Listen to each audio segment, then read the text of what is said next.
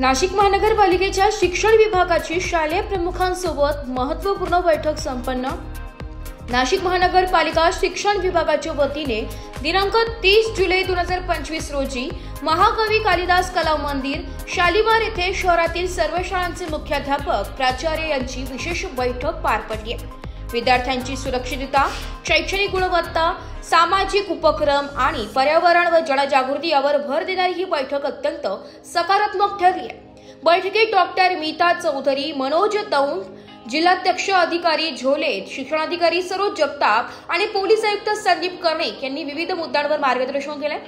शाळा वाहतूक व्यवस्था, सुरक्षा उपाययोजना, शैक्षणिक उपक्रम, पोलीस सहकार्य आणि एक पेड़ मां के नाम वृक्षारोपण उपक्रम अशा विविध विषयांवर चर्चा झाली आहे। 390 शाळांनी सक्रिय सहभाग नोंदवलाय, तर अनुपस्थित 151 शाळांविरोधात प्रस्ताव शासनाकडे पाठवण्याचे निर्देश देण्यात आले।